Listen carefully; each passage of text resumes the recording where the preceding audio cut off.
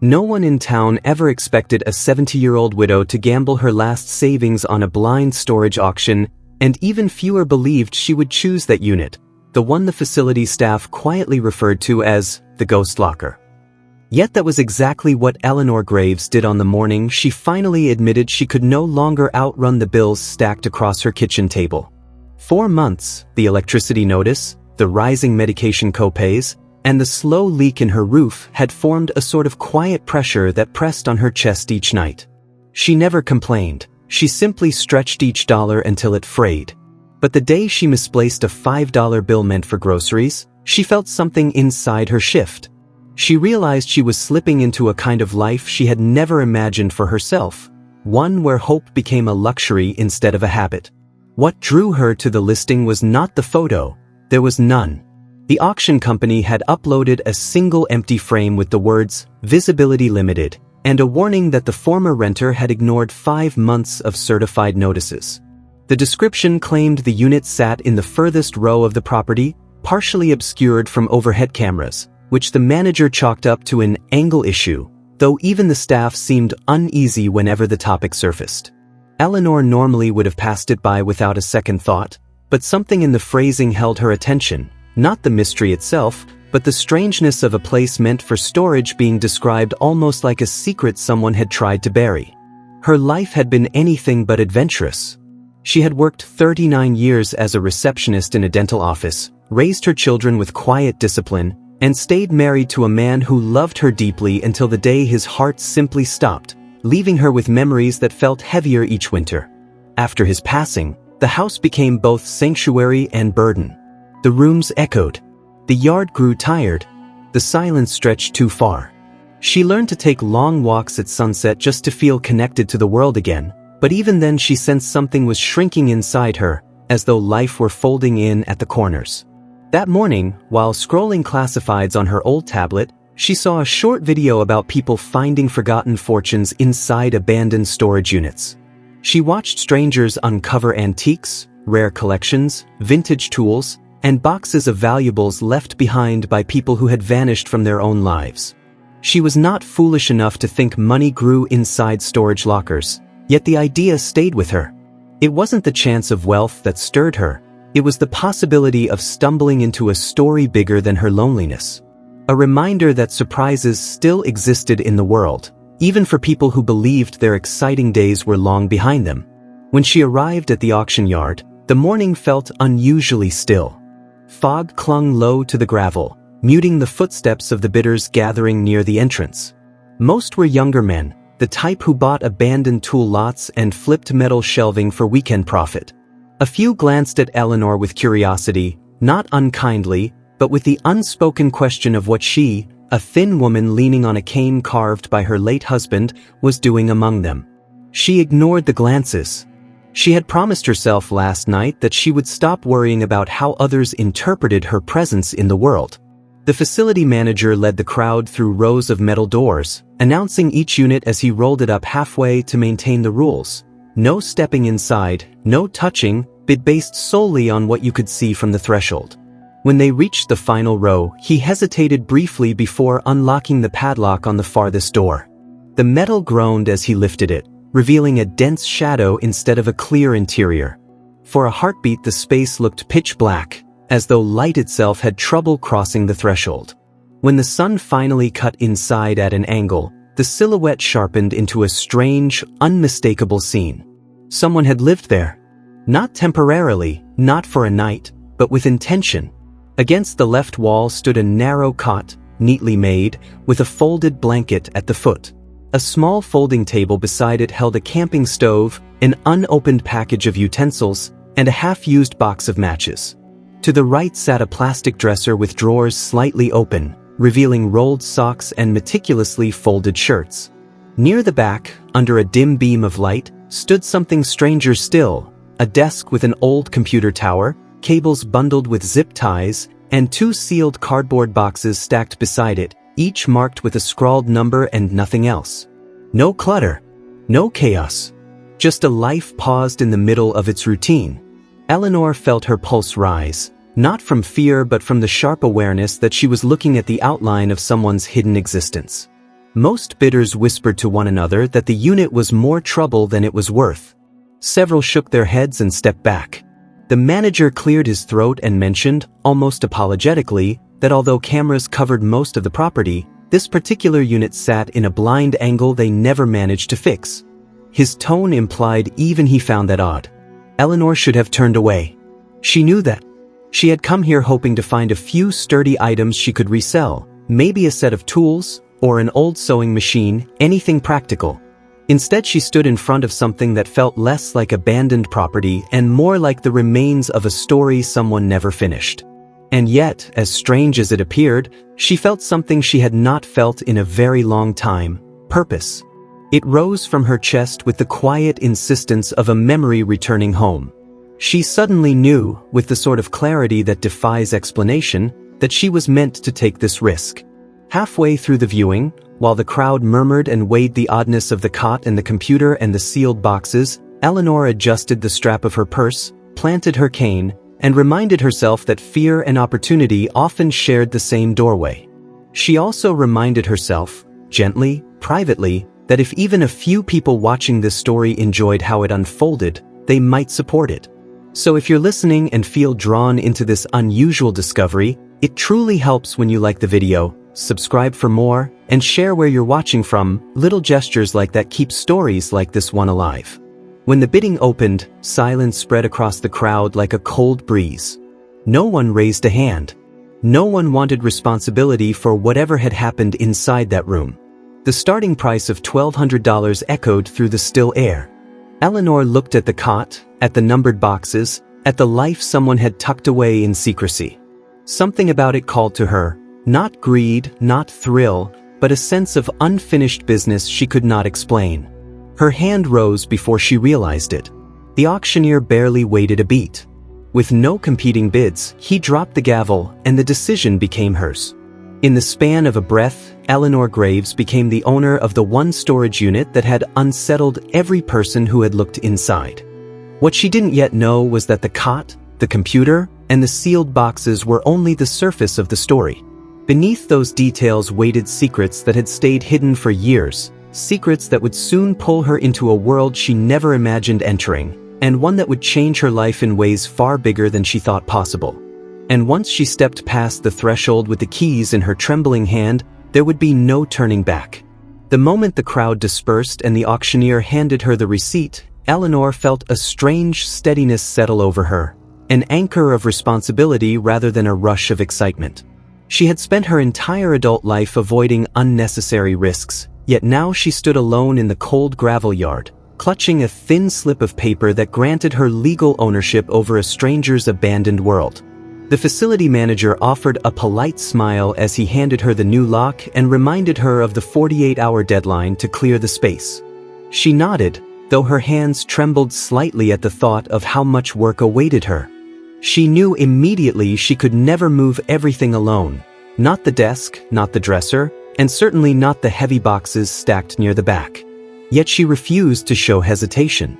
Pride was the only luxury she still allowed herself. She took a slow breath and approached the unit again, stopping just outside the threshold. Now that the crowd was gone, the space felt different, quieter, heavier, almost as if the air had thickened with the weight of secrets. The cot was still neatly made, the blanket folded with care. The table with its camping stove looked almost staged, as if someone had stepped out for a moment and expected to return before nightfall. A single mug sat on the ground next to the desk, its rim stained faintly with old coffee. Dust had settled across every surface, yet the organization of the room suggested the person who lived here had not left in a hurry. They had departed deliberately, leaving the place intact but untended, as though they expected to reclaim it and never got the chance. Eleanor stepped inside with the careful precision of someone entering a church pew. She didn't want to disturb anything prematurely. Her late husband had always told her that order was a language, one that revealed as much about a person as any spoken words. The more she looked at the room, the more she sensed the person who arranged it had been meticulous and habitual. The clothing in the dresser was folded with almost military precision. The desk held a stack of labeled envelopes arranged in strict chronological order. Even the pair of worn boots tucked beneath the cot were positioned symmetrically, toes aligned as if waiting for their owner's return. It felt less like abandoned property and more like someone had pressed pause on their own existence. She turned her attention to the two sealed cardboard boxes beside the computer. They were marked only with numbers. Nothing descriptive, nothing personal, just thick strokes of black marker. The tops were secured with multiple layers of packing tape, too deliberate for casual storage. Eleanor touched the edge of the topmost box and felt something shift slightly inside, dense and uneven, suggesting metal rather than clothing or books. A faint unease crept into her chest. Whoever lived here had not simply stored belongings. They had curated them with intention, perhaps even secrecy. Before she opened anything, she forced herself to return to the doorway and begin the routine she had seen experienced buyers describe in online videos. Documentation first. She removed her handbag, pulled out a small notebook, and wrote down the date, the time, and a brief description of the unit's layout. She took her old cell phone and began photographing each corner, knowing that thoroughness protected both her pocketbook and her conscience. This approach gave her structure, and structure softened her nerves. Halfway through photographing, footsteps approached behind her. She turned quickly, shoulders tense, only to see the facility's youngest employee, a polite man in his 30s who had helped direct cars during the auction. He apologized for startling her and explained that he usually checked on buyers during the first hour, primarily to ensure the doors rolled properly and to answer any questions. He glanced inside the unit and paused longer than she expected. He admitted he had worked at the facility nearly a decade and had never seen a unit arranged like this. He said that employees sometimes joked about the ghost locker, because the cameras never captured anyone entering or exiting after the original tenant fell behind on payments, yet small signs inside, rearranged items, fresh food wrappers occasionally found near the hall, suggested someone had continued accessing it without triggering the recorded footage. His tone wasn't dramatic, but it carried the quiet weight of a man who knew more than he felt comfortable saying aloud. Eleanor felt a prickle of unease move across her skin. She thanked him for his help, and he offered to check back the next morning in case she needed assistance moving heavier items. Before leaving, he glanced again at the cot and the desk with a troubled expression that lingered with her long after he walked away. She returned to her work, photographing slowly, documenting thoroughly. When she finally knelt to open the first dresser drawer, she found its contents surprisingly ordinary: plain shirts, a folded pair of jeans, socks rolled tight into small bundles. But the presence of clothing implied someone had lived, not just stored personal effects. The second drawer contained notebooks filled with handwritten lists, dates, numbers, short reminders, but each page had been partly torn, as if someone had removed sections deliberately. The third drawer held a small locked metal box, light enough to lift but heavy enough to be significant. She placed it beside her notebook, choosing not to force it open yet. Instinct told her to proceed cautiously. She moved next to the small desk, opening the top drawer to find an assortment of everyday items. Pens arranged neatly, a stack of sticky notes, unopened batteries, and a tiny pocket knife. The lower drawer held something stranger, a collection of receipts, envelopes, and photocopies of documents she didn't want to examine too closely without better lighting. Several items bore names she didn't recognize and addresses from towns she had never visited. She paused, reminded again that curiosity was not always the same as safety. As the afternoon cooled, she began sorting the room into categories: donation items, trash, and personal belongings requiring further inspection. The more she moved, the more she realized the space was structured like a tiny apartment, a sanctuary for someone living outside the margins. She found packaged food tucked behind the dresser, protein bars, canned soup, and an unopened bottle of water. She found a small first aid kit, neatly stocked, with expiration dates that suggested someone had used it in recent years. She even discovered a pack of playing cards fanned out across a crate, as if someone had been passing time alone, trying to tether themselves to routine in the absence of company. Halfway through sorting, she felt the weight of exhaustion press on her shoulders. She had already done more physical work than she normally handled in a week. Her legs trembled lightly, and she steadied herself using the edge of the cot. She reminded herself that she didn't need to finish today. She had 2 full days, and she could return tomorrow with more energy. But as she stepped back outside the unit to close the door for the evening, she felt an unexpected pull to look inside once more, an instinctive sense that something important remained unseen. She scanned the room again, eyes passing over the cot, the dresser, the desk, the boxes, the faint dust patterns on the floor. And then she noticed it, a narrow outline near the back of the unit, just behind the computer tower. A faint rectangular seam etched into the concrete. Something that did not belong. A hidden floor panel. Her breath caught in her throat as she realized she was standing at the threshold of more than a simple abandoned living space. Whatever lay beneath that panel had been concealed intentionally, perhaps for years. She knew opening it would change the meaning of everything she had found so far. She also knew she couldn't attempt it alone. For a moment, she stood motionless, letting the evening wind slip past her. She had lived 70 years believing life saved its biggest surprises for the young, but now she sensed she was at the beginning of something extraordinary. And as she pulled down the metal door and secured the lock, she understood she was no longer just clearing a unit. She was stepping into the center of someone's unfinished story. Tomorrow she would come back prepared, and the secrets beneath that floor would finally see the light. The sun hung lower now, casting long amber stripes across the interior of the unit as Eleanor stood motionless beside the shallow cavity in the concrete. She had expected dust, maybe forgotten journals or a box of mismatched tools, ordinary things left behind by a man who had simply run out of money or out of time. But the 2 archival-grade boxes resting beneath the floor told a different story, one that felt almost too precise for the chaotic world she had lived in these past years. She steadied herself with one hand against the wall, not because she felt faint, but because something in the air had shifted. The unit no longer felt forgotten. It felt curated. She lifted the first box carefully, noting how surprisingly heavy it was. The cardboard was clean despite the dust around it, as if someone had sealed it with the intention of returning soon. Eleanor set it on a folded blanket, knelt beside it, and released the cotton ties with deliberate care. The lid rose slowly as though resisting her touch. Inside lay rows of circular capsules arranged in padded compartments, coins so bright they seemed untouched by air. The light caught their edges, scattering faint glints across the concrete like tiny sparks. Eleanor leaned closer. These were not souvenir pieces or common silver dollars. They were gold, real gold.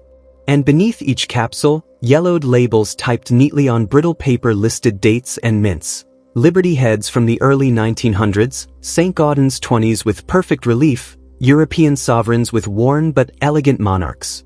She had seen coin shows on television, watched appraisers speak in careful tones about rarity, certification, and tenfold increases in value across decades. Now those same words floated uninvited through her thoughts. She swallowed, reaching for the corner of a small receipt tucked against the edge. It came from an Arizona dealer, dated 15 years earlier, and listed purchase amounts that already made her pulse quicken, prices that, in today's market, she knew would be exponentially higher. Her fingers trembled slightly as she closed the lid, not from fear but from the dawning realization that she had stumbled into something far more consequential than she'd imagined when she first slid open the unit's metal door. When she opened the second archival box, the tone shifted again. This one held stacks of envelopes tied with thin, almost fragile ribbons. Handwriting swept across their surfaces, names, dates, short notes she didn't dare read beyond a few accidental glimpses. Personal letters, family correspondence, moments of someone's life that had been preserved with just as much intention as the gold coins. And beneath those bundles, wrapped in velvet, lay 2 watches, one gold, one steel, each heavier than expected, each designed with a precision reserved for expensive, meticulously crafted timepieces. She lifted the gold one briefly, its face catching the warm light. It had the restrained elegance of a luxury brand she recognized from magazine covers in waiting rooms. She set it down quickly, not out of fear, but respect. Yet the most revealing item waited at the bottom of the box. A slim folder containing documents, printed spreadsheets, handwritten notes, clipped articles, and several sealed envelopes marked only with numbers. The spreadsheets listed dates, dollar amounts, and short, coded phrases that made no immediate sense. Withdrawals, transfers, hold, and release scribbled in the margins. Another page listed names, some with checks beside them, others crossed out. It didn't look like bookkeeping for a household or a small business. It looked like a private record, the kind a man might keep if he no longer trusted anyone but himself. Eleanor felt a nervous warmth spread across her throat. She wasn't naive. Decades of living had taught her to recognize the outline of trouble, even if she couldn't yet see its full shape. The whispers she had heard earlier, from the facility worker who mentioned the former police officer, from the online threads about units withdrawn again and again, now took on a different texture. She remembered the yellow tape in the listing photo, the carefully stacked crates arranged as though the owner expected to return at any moment. She understood now why he might have fought so hard to keep the unit from going to auction. This wasn't storage. It was a vault. She sat back on her heels, allowing herself a long breath as the weight of her discovery pressed gently against her ribs. And yet, even with the uncertainty thickening around her, she felt no urge to flee or abandon the unit. Instead, she felt something she hadn't experienced in years: purpose.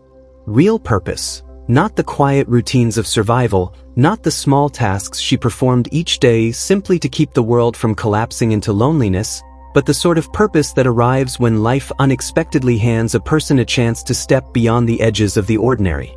She reached into the cavity again and brushed her fingers along the smooth plastic sheeting lining the floor. Something else was there, something tucked farther back.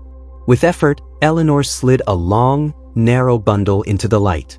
It was wrapped tightly in thick, almost waxy fabric. When she unrolled it, she found neatly banded stacks of cash, hundreds, 50s, and 20s mixed without pattern, some crisp as if never touched, others creased from years of circulation. She didn't count them, but she didn't need to. There was easily tens of thousands sitting on the blanket beside her, maybe more. Enough to change her life in ways she had stopped imagining. Her breath steadied. She stared at the money for a long, silent moment, then carefully rewrapped it and placed it beside the other boxes. Every decision she made now would matter. She knew that. She understood that the world did not hand out unclaimed fortunes without strings woven deep into their edges.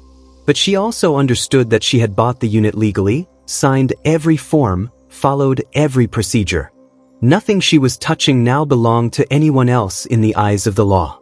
Still, the question lingered: who had hidden it? And who might come looking? Eleanor glanced toward the open unit door, half expecting to see someone standing there. A shadow, a stranger, a man with regrets carved into the lines of his face. But the corridor remained empty. Only the breeze shifted the dust motes. For the next hour, she worked with slow, deliberate care. She photographed every box, every label, every bundle exactly as she had found it. She recorded their placement in the floor cavity. She documented the serial numbers on the coin capsules and the watches. She opened the folder of documents again and photographed each page, not reading the contents fully but ensuring she had a record. She labeled each item with blue painter's tape the way she had once labeled her late parents' belongings when settling their estate. It grounded her, gave structure to an otherwise overwhelming discovery. As she cataloged, the afternoon sun began lowering behind the facility's outer fence, casting long shadows that stretched toward her feet. She recognized the moment when the light shifted from warm to cool, the moment when an ordinary day begins its quiet slide into evening, an hour she usually spent preparing tea or listening to the radio. Here, though, surrounded by boxes built like vaults and secrets folded into envelopes, time felt suspended. The world outside the unit seemed far away, blurred and muffled. It was only when her stomach growled softly that she realized she had not eaten since morning. She straightened her back, wincing slightly at the stiffness that came with age, and made one final sweep of the unit. Nothing remained hidden. Everything had been brought into the light. The only thing that stayed buried was the question of what to do next. Before leaving, Eleanor paused at the threshold. She looked back at the objects arranged with care on the blankets, the gold coins that could pay off debts and buy independence, the watches that held untold value, the money wrapped as though meant to be retrieved quickly, and the folder whose cryptic notes hinted at a past that someone had tried to keep controlled, perhaps even concealed. She closed the metal door slowly, letting its echo vibrate through her chest. As she slid the padlock into place, she reminded herself of something she had repeated countless times in the quiet of her home. Courage doesn't always roar. Sometimes it's the small, steady voice that says, "I will keep going." She tucked the key into her coat pocket, pulled her scarf tight around her neck, and walked back toward her car with a sense that the world had shifted, not violently, not suddenly, but with the quiet certainty of a tide turning beneath her feet. The wind carried the faint smell of rain, the kind that comes after long dry afternoons. She unlocked her car, placed the archival boxes and the wrapped bundle on the seat beside her, and leaned back for a moment. If stories like this keep you captivated, make sure to like and subscribe. It helps bring more incredible journeys to life. And share in the comments where you're listening from. We love seeing how far these stories travel. Eleanor breathed deeply, turned the key, and eased out of the lot. Somewhere behind her, the storage unit settled into silence again. But the story was already moving with her, riding beside her in the passenger seat, waiting for the next chapter to unfold. The next morning brought a kind of quiet that did not feel like peace. Eleanor stood in her kitchen, the sunlight slipping through the blinds in thin, pale stripes, and tried to convince herself that nothing had changed. She brewed her tea the same way she had every morning for 30 years, set her cup on the same quilted coaster, and folded the same corner of the newspaper before reading. But even the gentle routines of an old life sometimes tremble when a new truth settles inside them. The safe, bolted beneath her dining table, seemed to hum with potential, not danger, not guilt, simply potential, and that unfamiliar feeling made her more aware of each creak in the house, each passing car, each silhouette moving behind her lace curtains. She knew she needed to keep moving. Work, even the quiet kind, grounds the mind. So she returned to the dining table and continued cataloging the documents she and the appraiser had sorted the day before. She paused often, not because she doubted what she saw, but because the neat handwriting of the previous owner seemed so intimate. Whoever he had been, he had lived inside rules, inside procedure, inside a belief that order could protect a person from the chaos he had perhaps helped create. The man's notes were meticulous, the dates consistent, the entries steady. It was a strange feeling, to hold the remnants of someone else's discipline while her own life had been built on improvisation and survival. She thought of her late husband, Richard, whose steady optimism had been the ballast of her younger years. If he were here, she imagined he would not tell her what to do. He would simply listen, letting the silence settle long enough for her own courage to rise. That thought softened something in her chest and steadied her hand as she lifted another folder from the pile. Inside, wrapped in tissue that had yellowed with time, she found a small envelope marked, "Personal, not to be sold." The handwriting was softer here, rounder, perhaps belonging to someone the officer had cared for. She did not open it further. She placed it instead into the return or preserve pile. Some things were meant to stay unbroken. By late morning, the room had shifted. The tension that had pressed at her ribs was replaced by a measured clarity. She now understood her task not as a burden but as a stewardship. The coins, the watches, the neatly stacked cash, those were assets. But the papers, the notes, the careful logs, that was a legacy. And though the law had placed all of it in her hands, her conscience insisted she separate value from meaning. After several hours of sorting and photographing, she paused to stretch her back. As she moved toward the window, she caught a glimpse of a dark sedan turning the corner. For a moment her breath hitched, but only for a moment. It was a commuter car, likely just someone taking a shortcut through the neighborhood. Yet she could not deny that the sight made her realize how far her imagination had begun to wander under the weight of her recent discovery. Anxiety often grows in the space between what is known and what is feared. She pressed her palm to the cool glass, grounding herself in the solidness of the world she could touch. The street was quiet. The sky was untroubled. Nothing was wrong. In that moment, she remembered something the estate attorney had told her the previous afternoon. "You are not in danger. You are simply in possession of truths that require care." It was a sentence she had returned to several times since, and now it became the steady rhythm of her breath. It's my fear. Process, not panic. She repeated those words as she returned to her work. She spent the next hour creating digital copies of every significant document, storing them both on a flash drive and a cloud folder the attorney had set up for her. The methodical process soothed her mind, and with each completed scan she felt more capable, more in control, more like the younger woman she once was, who had raised 2 children on determination alone and had rarely let the world see her shaken. Around mid-afternoon, the conservator from the auction house returned with the specialist, carrying proper archival materials. They handled the coins and watches gently, treating them not as trophies but as artifacts of a life preserved with intention. Their quiet professionalism reassured her in ways she hadn't expected. She watched as they documented the final lot numbers, advised her on proper insurance coverage, and explained the timeline for the private sale. Everything about the process felt legitimate, careful, and respectful, 3 qualities she valued deeply. Once they left, the house felt different, not heavy but expectant. She sat down, smoothed the tablecloth, and allowed herself a rare moment of rest. She knew she had miles to go, legal steps, ethical decisions, financial planning, but she also knew she was not navigating them alone. And in that realization, she felt a warmth rise in her that had been missing for years. Purpose can arrive at any age, she realized. Sometimes it simply rolls up inside a metal door you never expected to open. As the afternoon light softened, she opened her notebook and began writing a list not of tasks but of hopes. She wrote about repairing her roof, replacing her unreliable car, maybe taking a trip she and Richard had once dreamed of, a train ride through the Rockies, watching the world turn golden under the late summer sun. She wrote about giving to the church food pantry and to the community center where she used to volunteer. She wrote about sending something meaningful to her grandchildren, not money, but a story, proof that life does not stop surprising you, even when you're 70. Before closing the notebook, she added one more line. Remember, this began as a chance, not a crime. Her pen hovered for a moment, then underlined the sentence twice.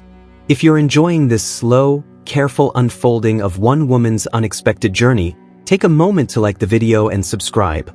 The support truly helps us bring more stories to those who still believe that small miracles can find us in the most ordinary places. As evening approached, she took one final look at the safe beneath her table.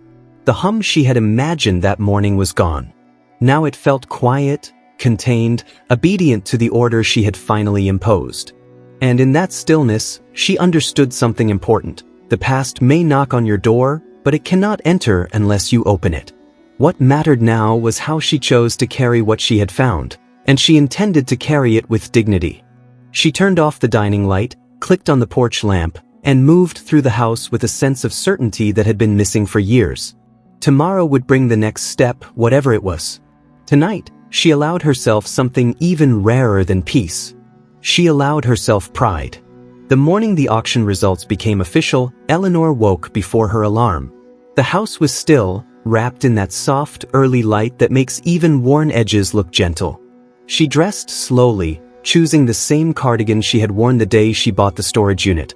A quiet reminder of how ordinary the beginning had been, how impossible the middle had felt, and how grounded the ending needed to be.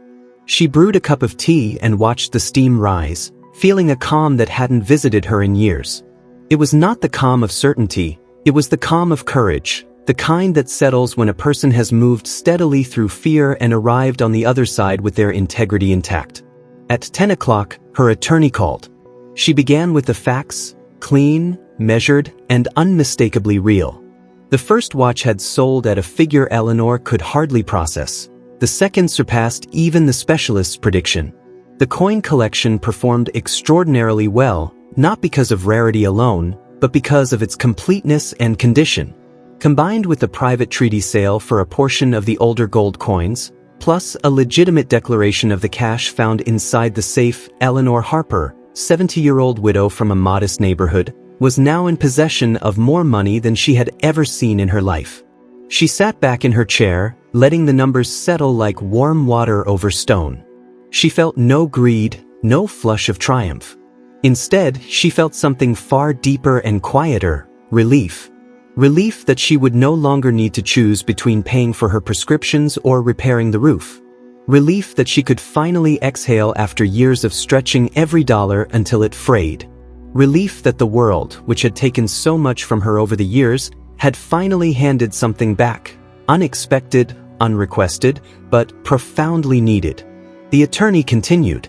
The Public Integrity Unit had officially accepted the ledger copy, documented the chain of custody, and opened a preliminary inquiry into the financial misconduct suggested by the entries. It would not be a scandal, she said, nor would it become a headline. It would be a quiet correction of the record, a piece of truth restored to its proper place. For Eleanor, that was enough. She had never sought revenge. She had sought only to behave rightly, even when the path had been fogged with uncertainty. After the call, she stepped outside onto her porch. The autumn air was crisp, gently carrying the smell of leaves beginning to turn. For the first time in weeks, she felt no eyes on her, no shadows lingering longer than they should. Whatever interest the unknown visitor had once shown had dissolved once the ledger was placed in proper hands, once the process that protects truth was set in motion. The world, having pressed in close for a moment, now receded to its usual distance.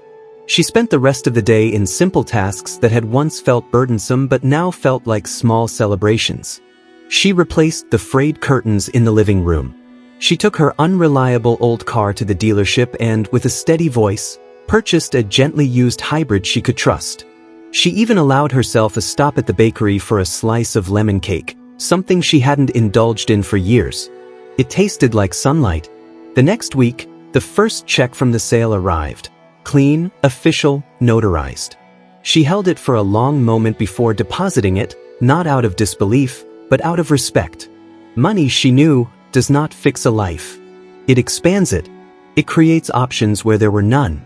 It softens the edges that have rubbed a person raw over time. She deposited the funds and then, without hesitation, followed through on the promises she had written in her notebook. She made a donation to the community food pantry.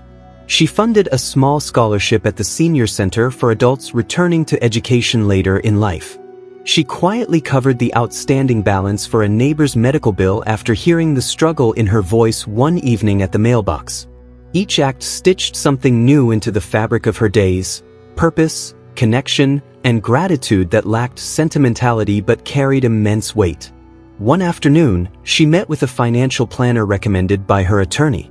They talked through annuities, tax brackets, long-term security, and legacy. The planner spoke with kindness, not condescension, recognizing in her both a cautious mind and a generous heart. When they finished, Eleanor left with a portfolio that ensured she would never again fear the end of the month. If stories like this remind you that life can still surprise us in the best ways, take a moment to like this video and subscribe. Your support helps us bring more true stories of courage, kindness, and unexpected second chances to people all over the country.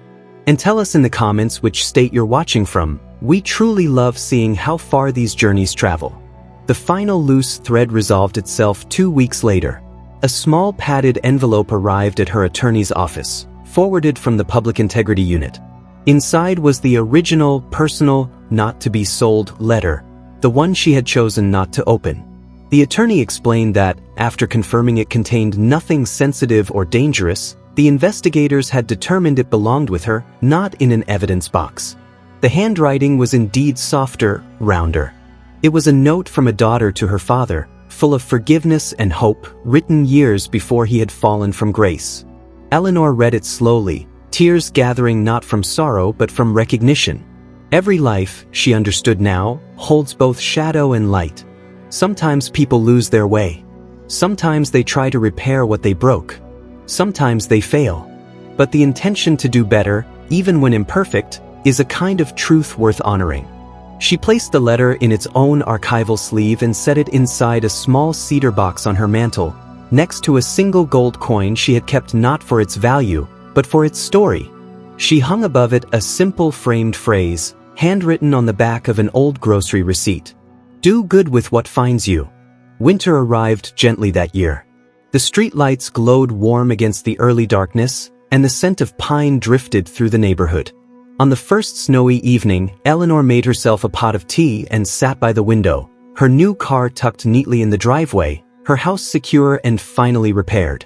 She thought of the storage unit, the dusty crates, the false floor, the safe that had changed not only her finances but her sense of possibility. She thought of the officer she had never met, the life he had led, the secrets he had kept, the ones he hadn't managed to take with him. And then she thought, with soft clarity, of the choice she had made at every turn, to act with honesty, with care, and with gratitude, three qualities that, she now believed, shaped the ending of any story far more than luck ever could. She closed her eyes for a moment, letting the warmth settle in her bones. She was not wealthy by the standards of the world, but she was comfortable, secure, respected, and at peace. More importantly, she felt like herself again, not the woman who had struggled silently for years, but the woman who had once believed her life still had chapters left to write. Outside, the snow fell softly, covering the street in a quiet white blanket. Inside, Eleanor Harper, 70 years old, widow, survivor, believer in second chances, smiled. Because for the first time in a long time, her story felt complete. And she knew, deep in her heart, that she had been worthy of what she found.